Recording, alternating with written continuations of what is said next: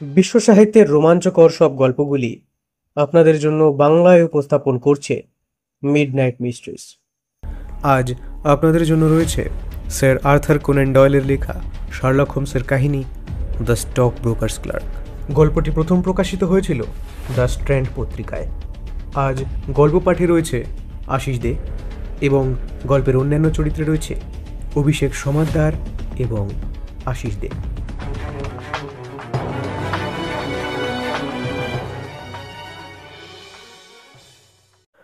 আমার সেই যে বিয়ে হয়েছে তারপর থেকে দীর্ঘদিন ধরে শার্লকের সঙ্গে দেখা সাক্ষাৎ নেই। বিয়ে করেছি বাড়তি খরচের চাপ, অতএব আমার যা পেশা, এবার পয়সা জমাবার দিকে মন দিতে হয়েছে। প্যাডিংটন জেলায় এক বুড়ো ডাক্তারের পসার কমে আসছিল। বয়স হয়েছে, তাই আর রোগী ঠিক করে দেখতে পারছিল না, আর ঠিক সেই কারণেই তার সকল রোগীর দায়িত্ব এসে পড়ে আমার কাঁধের উপর। তাই সময় করে আর হোমসের বাড়িতে যাওয়া হয়ে উঠছিল না। জুনের এক সকালে প্রাতরাশ সারার পর সবেমাত্র ব্রিটিশ মেডিকেল জার্নালের একটা কপির ওপর চোখ বোলাতে শুরু করেছি। এমন সময় আমাকে ভয়ঙ্করভাবে অবাক করে দিয়ে হোমস হঠাৎই আমার বাড়িতে এসে উপস্থিত হলো। বন্ধুর এমন আকস্মিক আবির্ভাবে বিস্ময়ের ঘোরটা কাটিয়ে ওঠারও সময় পেলাম না, এমনকি তার কুশলাদি জিজ্ঞেস করবারও অবসর পেলাম না। তার আগেই সে আমার বলার অপেক্ষা না করে নিজেই একটা চেয়ার টেনে নিয়ে বসে বলে উঠল, মাই ডিয়ার ওয়াটসন, কি ভালো লাগছে তোমাকে দেখে। কেমন আছো তুমি? আর মিসেস ওয়াটসনই বা কেমন আছেন? আরে হোমস, আমি খুবই ভালো আছি, আর তিনিও খুব ভালোই আছেন। হ্যাঁ, তোমার খবর বলো। ওয়াটসন, তোমার জন্য একটা কেসের সন্ধান এনেছি। আমার সাথে এক্ষুনি বার্মিংহামে যেতে হবে তোমাকে। এখনই? অর্থের প্রয়োজনে এখন কিছুদিন প্র্যাকটিস নিয়ে একটু ব্যস্ত থাকছি, তবে তাই বলে যেন এই ভেবো না তোমার গোয়েন্দাগিরির তথ্যের প্রতি আমার আগ্রহ কমে গেছে। কাল রাতেই তোমার পুরনো কেসের ডায়েরিগুলো ঘাঁটতে গিয়ে যেন নতুন করে রোমাঞ্চ অনুভব করছিলাম। বেশ তো, তাহলে আর দেরি কেন? তৈরি হয়ে নাও, আমাদের এক্ষুনি বেরোতে হবে। হোমস এখানে একটু থেমে পরক্ষণেই আবার বলে উঠল, কিন্তু তোমার রোগীদের দেখভালের কি হবে? তার জন্য তুমি ভেবো না হোমস। আমার রোগীদের সামলাবার ব্যাপারটা প্রতিবেশী এক ডাক্তার আছে, তার ওপর ভার দিয়ে যাব, কারণ সে ছুটি নিলে তার রোগীদের সামাল আমাকেই দিতে হয়। আরে, সে তো খুব ভালো কথা। এর আগে ওর আহ্বান আমি প্রত্যাখ্যান করিনি, তাই সব দিক গোছগাছ করে নিয়ে তখনই তৈরি হয়ে নিতে হলো আমাকে। এরপর স্ত্রীকে সংসারের সব দায়িত্ব বুঝিয়ে দিয়ে হোমসকে জিজ্ঞাসা করলাম, তা কেসটি কি জানতে পারি? চলো, আমাদের মক্কেল বাইরে গাড়িতে অপেক্ষা করছে। ট্রেনে যেতে যেতে না হয়ে ওনার মুখ থেকে সবকিছু শুনে নিলে। এরপর আমরা ঘর থেকে বেরিয়ে এলাম। বাইরের রাস্তায় হোমস তার মক্কেলের সঙ্গে পরিচয় করিয়ে দিল। ওয়াটসন, পরিচয় করে দিই, ইনি হলেন মিস্টার পাইক্রফট। আর মিস্টার পাইক্রফট, ইনি হলেন আমার বন্ধু আর সাথী ডক্টর ওয়াটসন। সুপুরুষ, বয়সে যুবা, বেশ বুদ্ধিমান বলেই মনে হলো দেখে, কিন্তু তার চোখে মুখে উদ্বেগেরও ছায়া ছিল।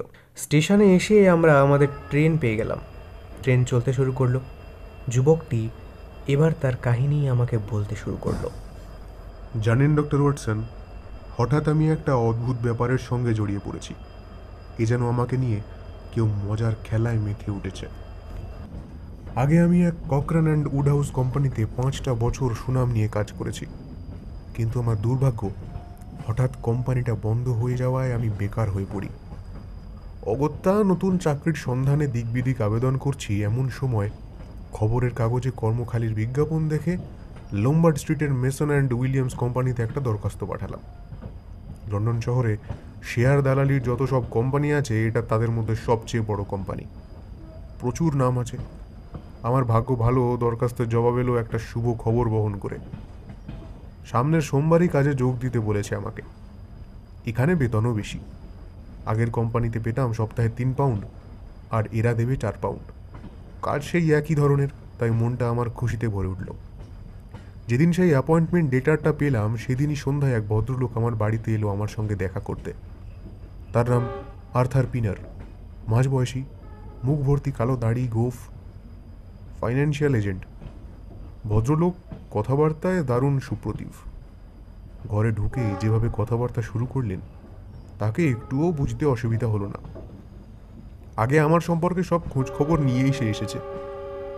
আমার আগের কোম্পানির ম্যানেজার মিস্টার পার্কারের মুখে নাকি আমার খুব প্রশংসা শুনেছে।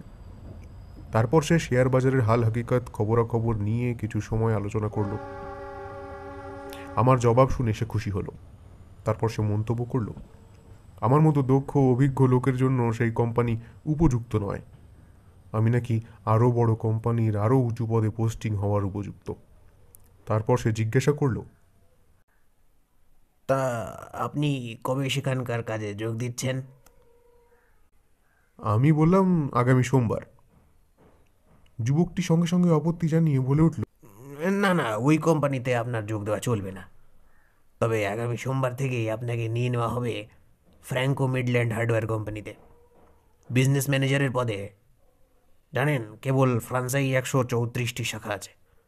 ব্রাসেলস আর সান রোমাতেও এমনকি অনেক শাখা আছে। কিন্তু এই কোম্পানি নাম তো আগে কখনো শুনিনি।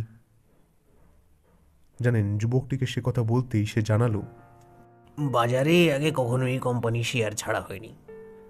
নিজেদের মধ্যে থেকেই মূলধন জোগাড় করে নেওয়া হতো। তাই এই কারণেই নামটা না শোনাই স্বাভাবিক। আপনাকে একটা শুভ খবর দিয়ে রাখি, আমার ভাই হ্যারি পিনার খুব শিগগিরই এই কোম্পানির ম্যানেজিং ডিরেক্টর পদে অধিষ্ঠিত হতে যাচ্ছে। সেই জন্যই একজন অভিজ্ঞ কর্মদক্ষ কর্মী আমাদের দরকার। মিস্টার পার্কারের কাছে আপনার নাম শুনেই ছুটে এসেছি আপনার কাছে। তবে একটা কথা আপনাকে বলে রাখি, প্রথমে খুব বেশি দিতে পারবো না, আপাতত বছরে 500 পাউন্ড। এছাড়া শতকরা 1 ভাগ কমিশন। আর এই কমিশন বাবদ যে টাকাটা আপনার হাতে আসবে তা আপনার বেতনের চেয়ে বেশিই হবে। বছরে 500 পাউন্ড বেতন, এছাড়াও শতকরা 1 ভাগ কমিশন। স্বভাবতই সুযোগটা বেশ লোভনীয়। অনেকটা আকাশের চাঁদ হাতে পাওয়ার মতো বলে মনে হলো আমার কাছে। কিন্তু এই নতুন কর্মক্ষেত্রটা একেবারে অন্যরকম। লোহা লক্করের ব্যবসা। এ লাইনে আমার অভিজ্ঞতা বলতে একটা বিরাট শূন্য। কথাটা স্পষ্ট জানালাম তাকে। উত্তরে সে বলল, অভিজ্ঞতা নেই কি বলছেন? বাজারের হাল হকিকত সবই তো জানা আছে দেখলাম। এর বেশি আর কি দরকার বলুন? আর কোনো কথা নয়, এটাই ফাইনাল। আপনি কালই দুপুর 1টায় বার্মিংহামে 126B কর্পোরেশন স্ট্রিটে গিয়ে আমার ভাইয়ের সঙ্গে দেখা করুন। আপনার চাকরি পাকা করার ভার তার উপরই দেওয়া আছে। আর আগাম হিসাবে এই নিন 100 পাউন্ড। চাকরি পাওয়ার আগে এই আগাম অতগুলো টাকা হাতে আসা মানেই বুঝতে পারছেন, মাথার ঠিক থাকে না। আনন্দে আত্মহারা হয়ে উঠলাম।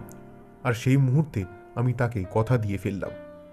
সে তখন একটা সাদা কাগজ পকেট থেকে বার করে আমার দিকে এগিয়ে দিয়ে বলল, লিখুন, আপাতত 500 পাউন্ড বার্ষিক মাইনেতে ফ্রাঙ্কো মিডল্যান্ড হার্ডওয়্যার কোম্পানিতে বিজনেস ম্যানেজারের চাকরি নিতে আপনি ইচ্ছুক।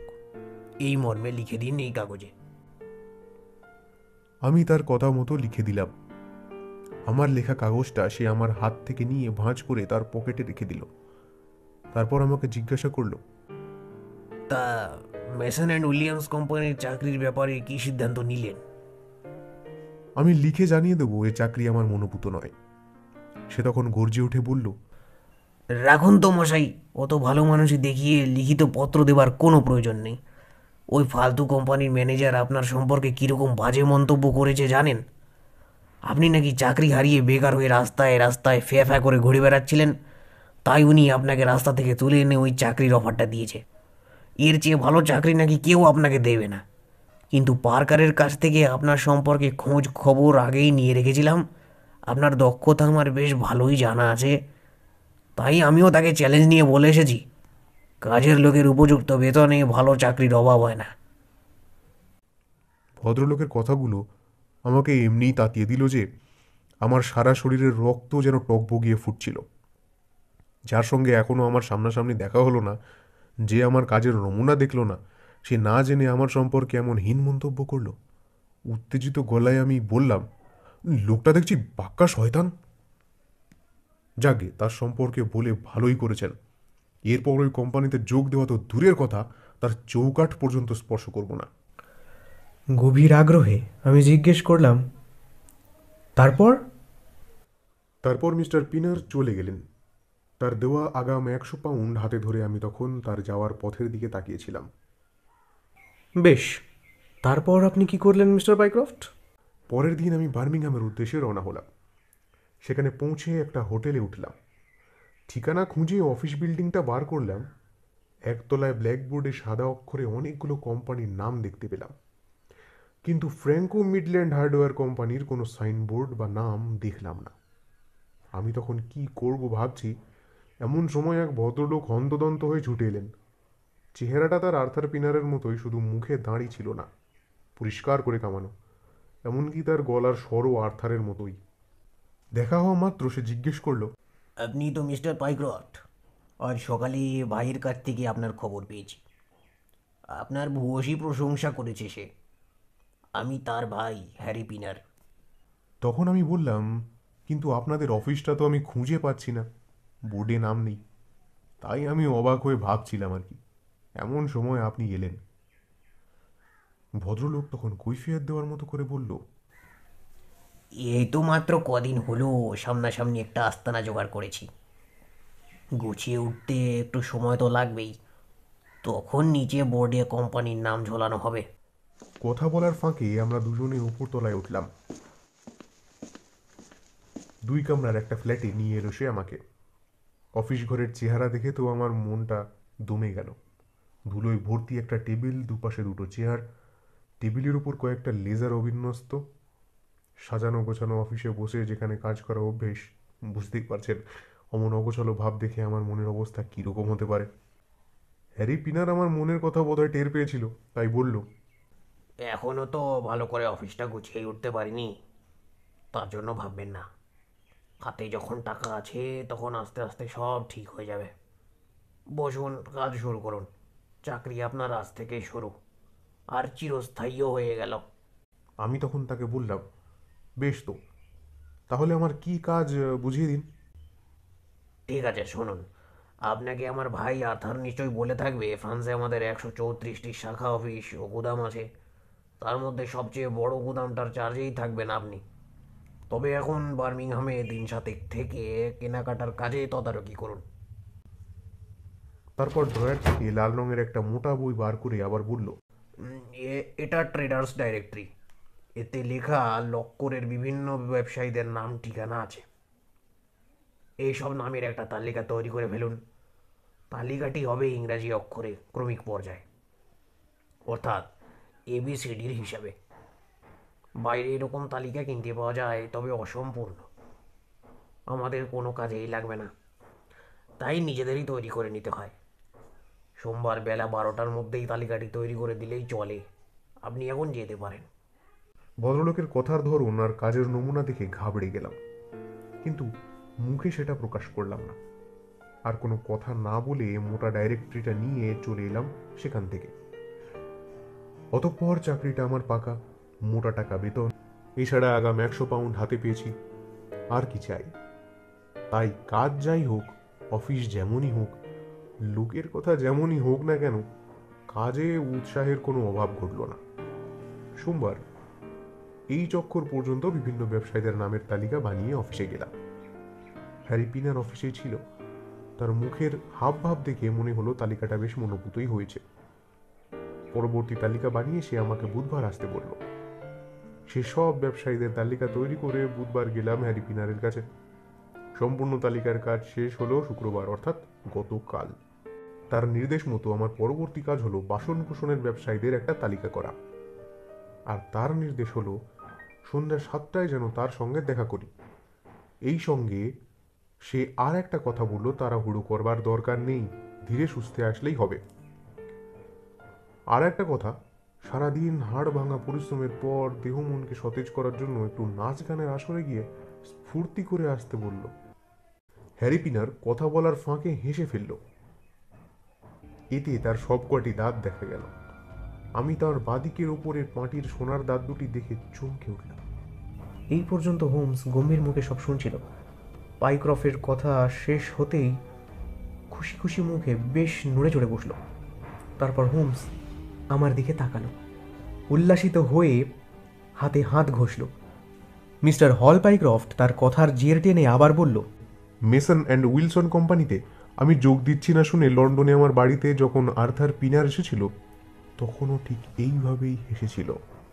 সেই সময় তার মুখেও আমি এই রকমই সোনার দাঁতের ঝলক দেখেছিলাম। সেও বাদিকের ওপরের পাটির দুটি দাঁত সোনা দিয়ে বাঁধিয়েছিল। এই অদ্ভুত মিলটা দেখে আমার মনে কেমন একটা খটকা লেগে যায়। এরকম মিল তো চোখে পড়ে না। প্রথম থেকেই চেহারা আর গলার স্বর একই। তখন ভেবেছিলাম এরাও হয়তো যমজ ভাই, কিন্তু মানুষের হাতে তৈরি দাঁত কি করে একই হয়? তখন আমার কাছে ব্যাপারটা পরিষ্কার হলো, দুজন আলাদা নয়, একই লোক, শুধু একটু ভেষ পাল্টে এসেছে।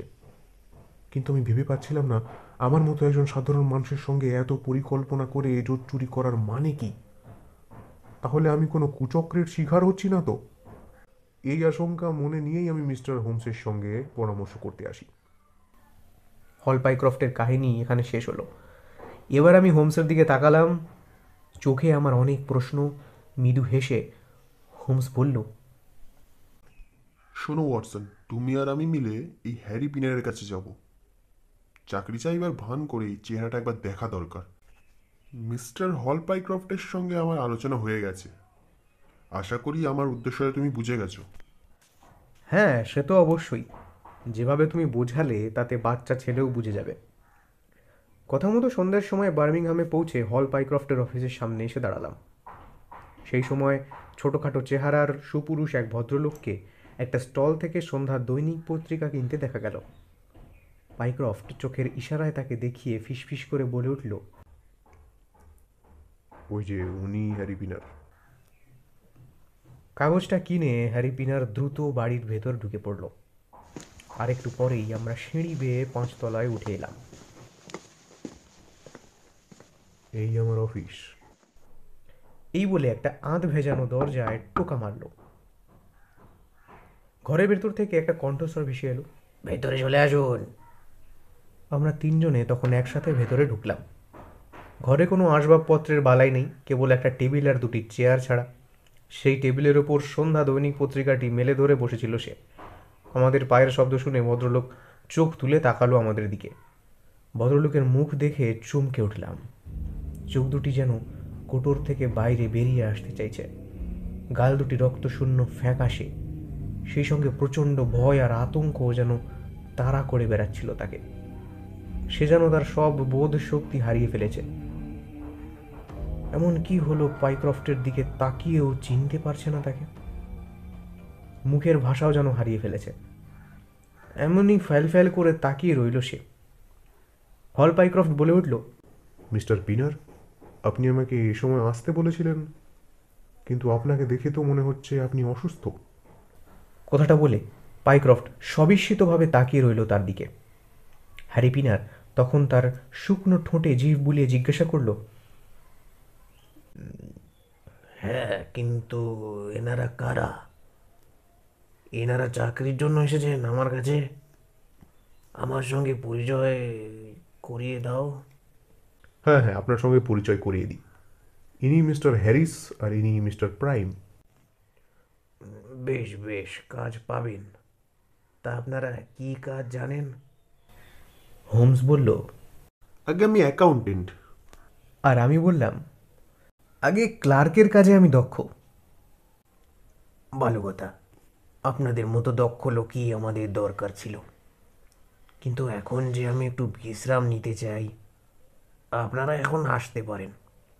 পরে একবার খবর নেবেন। ভয়ার্ত মানুষটা কোনো রকমের শেষ কথাগুলো কাঁপা কাঁপা গলায় বলল।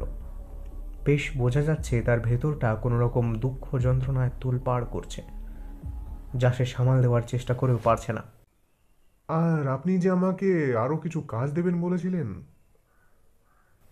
দেব বলেছিলাম না? বেশ, আপনারা 3 জনই অপেক্ষা করুন, আমি কিছুক্ষণের মধ্যেই আসছি। কোনো রকমে কথাগুলো বলে পাশের ঘরে ঢুকে ভেতর থেকে দরজা বন্ধ করে দিল। হোমস নিচু গলায় বলল, লোকটা পালাবে না তো? উত্তরে পাইক্রফট বলল, ওই ঘর থেকে পালাবার কোনো ব্যবস্থা নেই।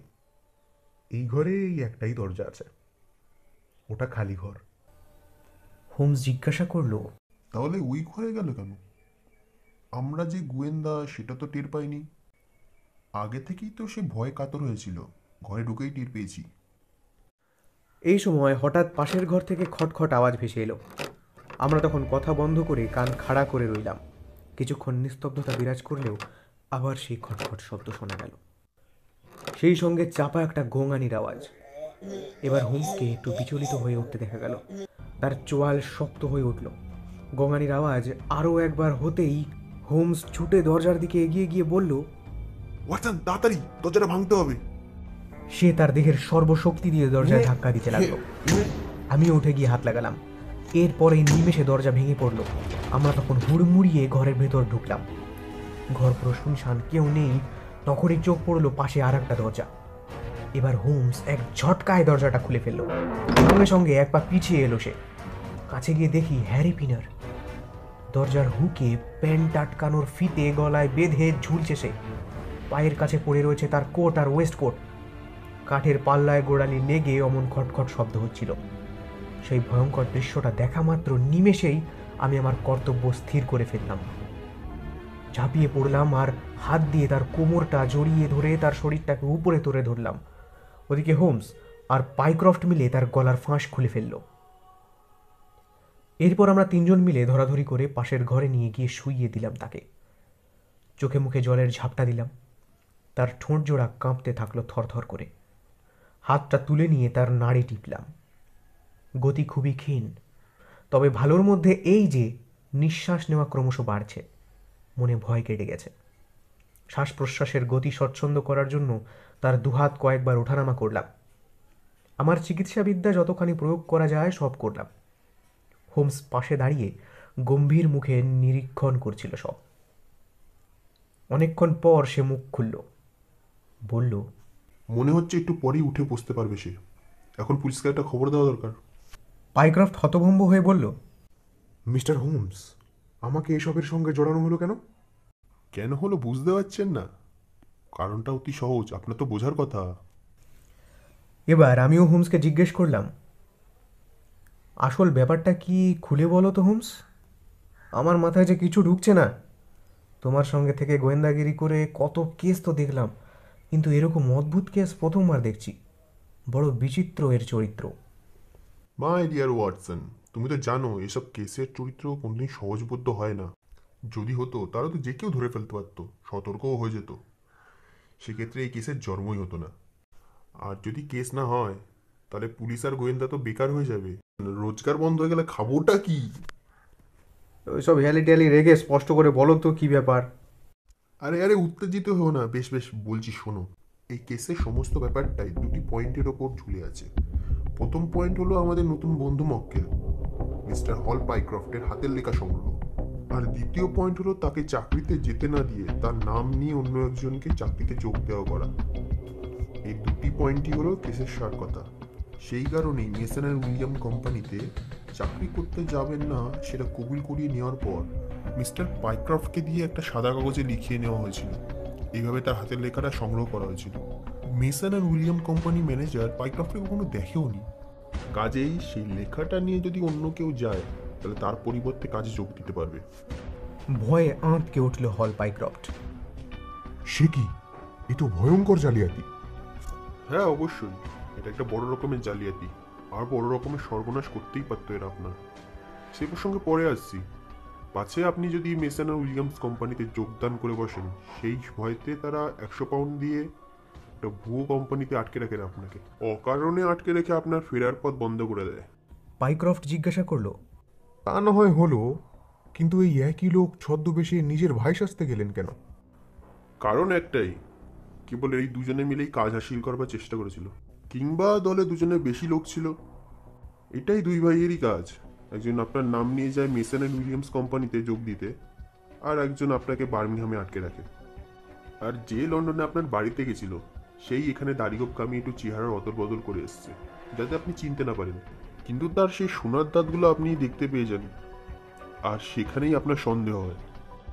পাইক্রফট মাঝখানে বলে উঠল, হ্যাঁ, এই পর্যন্ত তো আমার কাছে সবকিছুই পরিষ্কার, কিন্তু আপনাদের দেখা মাত্র এই লোকটি আত্মহত্যা করার চেষ্টা করলো কেন?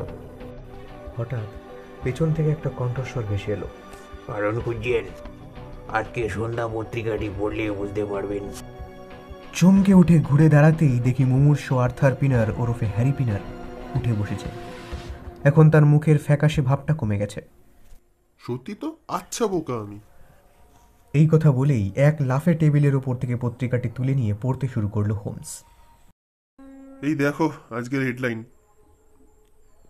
মেসন উইলিয়াম কোম্পানিতে ডাকাতির চেষ্টায় ব্যর্থ, সংঘর্ষে একজন নিহত, আততায় গ্রেপ্তার। এবার তুমি পড়ো ওয়াটসন, সবাই শুনবে। বিস্তারিত খবরটা আমি পড়ে শোনালাম। আজ বিকালে শহরে একটা ভয়াবহ ডাকাতির চেষ্টা ব্যর্থ হয়েছে। কুখ্যাত জালিয়াত বেডিংটন ডাকাতির মালসহ ধরা পড়েছে। সংঘর্ষে একজনের মৃত্যু হয়েছে। ঘটনার বিবরণী প্রকাশ, কয়েকদিন আগে মেসন অ্যান্ড উইলিয়ামস কোম্পানিতে মিস্টার হল পাইক্রফট ছদ্মনামে কুখ্যাত জালিয়াত আর সিন্দুক ভাঙায় দক্ষ চোর বেডিংটন চাকরি নেয়। এদের কুখ্যাতি সুবিদিত।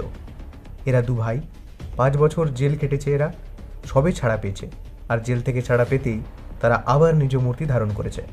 বেডিংটন নকল নাম নিয়ে এই কোম্পানিতে চাকরি নেয়। চাকরিতে যোগ দেবার কয়েকদিনের মধ্যেই অফিসের সিন্দুক আর স্ট্রং রুমের সমস্ত তালার নকল চাবি বানিয়ে নেয়। শনিবার বেলা 12টায় অফিস ছুটি হয়, কিন্তু বেলা 1:20 ছুতোরের থলি হাতে একটি লোককে সিঁড়ি দিয়ে নামতে দেখে কর্তব্যরত সার্জেন্ট টম তার পথ অবরোধ করে। সঙ্গে সঙ্গে লোকটিকে দাঁড় করিয়ে তার থলি তল্লাশি নেয়। তখন থলি থেকে কোম্পানির কাছে গচ্ছিত 10 লক্ষ পাউন্ড মূল্যের শেয়ারের কাগজপত্র উদ্ধার করেন। অফিসের ভেতর থেকে দারোয়ানের মৃতদেহ পাওয়া যায়। মাথার পেছন থেকে কোনো ভারী জিনিস দিয়ে আঘাত করা হয়েছে। অনুমান করা হচ্ছে অফিসের ছুটির পর কোনো অছিলায় ছদ্মবেশী বেডিংটন ঘরে ফিরে আসে, আর তখনই পেছন থেকে শক্ত কিছু দিয়ে আঘাত করে দারোয়ানকে হত্যা করে। তারপর সিন্দুক খুলে হাতের কাছে যত শেয়ারের কাগজপত্র পেয়েছে সব থলিতে পুরে বেরিয়ে আসে। এর আগে দেখা গেছে বেডিংটনের সব কুকর্মে তার ভাইয়েরও হাত আছে, কিন্তু এইবার প্রথম ডাকাতিতে তার অনুপস্থিতি লক্ষ্য করা যায়। পুলিশ বেডিংটনকে গ্রেফতার করেছে আর তার ভাইকেও খুঁজছে। খবরটা পড়া শেষ হতেই মিস্টার হল পাইক্রফট চমকে উঠলেন। কি সর্বনাশ!